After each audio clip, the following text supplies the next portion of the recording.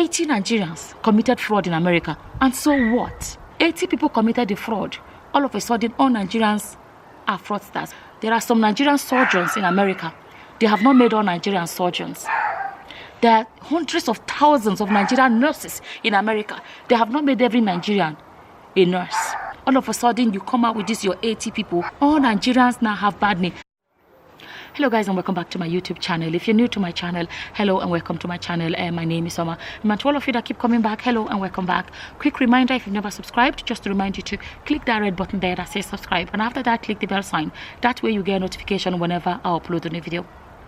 So today's video, I wanted to comment, I don't know if I can call it a rant, I don't know what I'm going to call it, but I wanted to talk about this whole thing that's been going on. It's all over social media, Facebook, Instagram, blah, blah, blah, Instagram, everywhere, about these 80 Nigerians that were, you know, fraudsters, 80 Nigerians that did this thing in America and all of those things.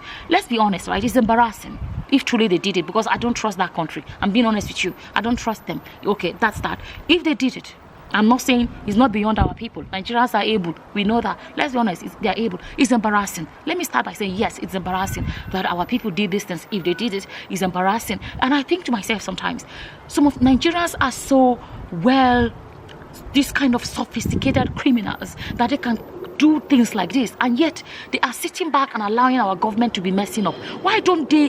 That I'm being honest, because that's one of the things that came to my mind. That why don't they use their skills to, you know, fix our country? We need people that can fix things in Nigeria. Why can't they use it, you know, use it for like some kind, I don't even know what kind of qualifications or skills they have, tech skills or whatever. Why can't they use it and do something to improve the country, you know? But that's that. At the same time, if you want to defraud, why don't you defraud? I'm not in support of defrauding people or stuff like that. But to all these our politicians, why don't you wait as soon as the governor leaves office, defraud his account? Why don't they do all those kind of things? As soon as the president, after they have defrauded the country, you know, once they leave office, defraud them and empty their account. Why can't they do stuff like this? And all these GOs that are building mansions for themselves, collect all the happy.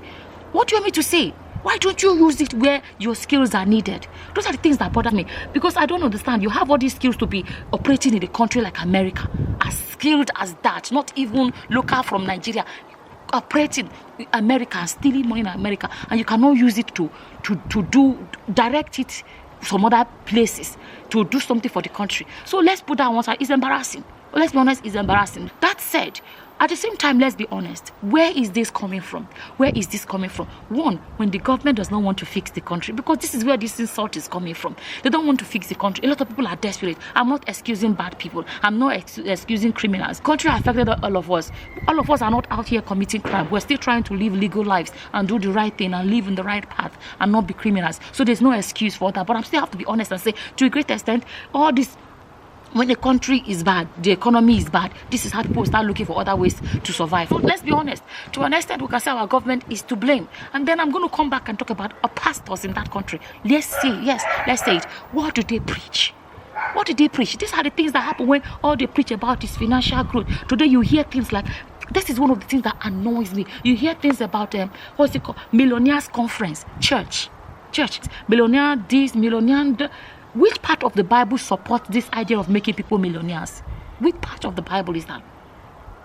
What part of the Bible? What do they talk about? If they preach spiritual growth as much as they talk about financial growth, do you know how much people will be changed from inside?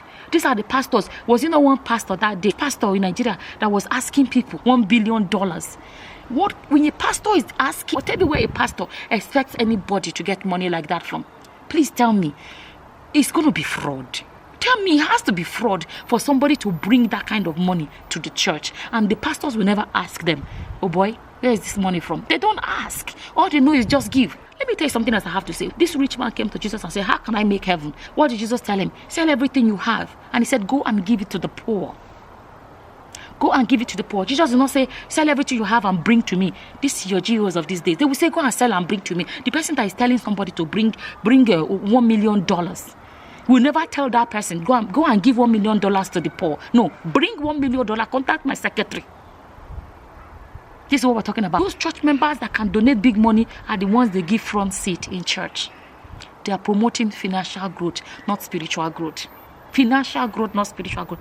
They are to blame too. And then they are the ones that are showing off too. They are the ones showing off too. Showing off private jet, showing off this and showing off that. These pastors that be like, oh, give this and God will double it, and give this and God will bless you. Let me remind you guys, in the Bible, when Jesus talked about the widow that gave the widow's mite, the woman that gave the most that she had, guess what? Jesus talked about the fact that she gave what she had, right? But you know, Jesus didn't, even that woman that Jesus gave an example of her giving. Do you know Jesus never said it was going to be doubled? Jesus never said, oh, she's going to become a millionaire. Jesus never said that. She gave out of her free will. Free will. It was not forced. It was not tithe of a 10% of your income. It was not bring this seed and God will double it. It was nothing like that. Jesus talked about her. No part in the Bible said it's going to be doubled, it's going to be quadrupled. No. But all these pastors that are promoting, bring so that God can give you more and all of these things. What they talk about is money, money, money, money, money all the time. All the time. Throughout the time Jesus was on earth, Jesus never doubled anybody's money. Never. You have to start asking yourself, all these your GOs, what is this their Christianity? What Christianity act are they practicing? The same Christianity? And yet they have a completely different gospel. Completely different gospel. But let me say something else, okay? What really got me a bit irritated, I saw a post on Facebook. I saw a post on Facebook about Linda Ikeji. A lot of you know Linda Ikeji. She's the blogger in Nigeria, most popular blogger in Nigeria. And she and her friends, from what I saw, this post I saw, that they planned to go do whatever in America. But because of this fraud, whatever, they decided they're not going to, they canceled their visas, or not hers, I think her friends. And they didn't give some people visa, whatever they were saying. And some of them have been going to America for like 10 years, okay? And now, a lot of Nigerians were saying that they went for their visa application, they were not giving, or some people they were just, because of this thing, is affecting everyday life, affecting other people. And why I'm annoyed is this, okay? 80 Nigerians committed fraud in America, and so what? And so what? What do I mean by and so what? Yes, they did that. That's wrong. Those 80 people did it. Deal with the 80 people. So because of those 80 people, you're going to punish a country of over 200 million people. Tell me how 80 Nigerians are going to represent a country of over 200 million people. 80 Nigerians. Only 80. Do you know how many hundreds of thousands of Nigerian people are nurses in America? So 80 people committed the fraud. All of a sudden, all Nigerians are fraudsters. There are some Nigerian surgeons in America. They have not made all Nigerian surgeons. There are hundreds of thousands of Nigerian nurses in America. They have not made every Nigerian a nurse. There are a lot of Nigerians that are living legally in America, doing legitimate things with their hands clean. Their track records don't count. All of a sudden, you come out with this, your 80 people who you said, because Nigeria will never investigate to be sure what you're saying is true. That's the unfortunate thing about our country. Our country will not investigate. They call our people lazy youth. Okay? Now, they are saying, so because of this 80, all Nigerians now have bad name. Let me tell you this. If those 80 were 80 British people, are you going to say British people cannot come into your country? If those 80 were Australians, especially white ones, you're going to say Australians are no longer allowed in your country. If those 80 people were Canadians, are you going to say Canadians are no longer allowed in your country? But you can try that rubbish with Nigeria. Yes, you can. Because in our country, in our government will not do anything about it. And the thing is this, they are cancelling visas or whatever they say they are doing. And I can bet you this minute, Nigerian government is stamping visa for their people to enter our country. You see the way they treat us. What do you expect? It really annoyed me. I'm one of those people that, honestly, I'm not interested in going to America. I don't know. Nobody knows what the future holds. No, I remember growing up in Nigeria. Everybody wants to go to America. You know, almost every Nigerian growing up want to go to America. You know, what are you talking about? We watch a lot of American movies. All the black American stars, we know them by name and last name and everything. Every Nigerian is going to grow up. When I grow up, I'm going to America. So let me tell you, my people, you may love America. I cannot tell you if America loves you.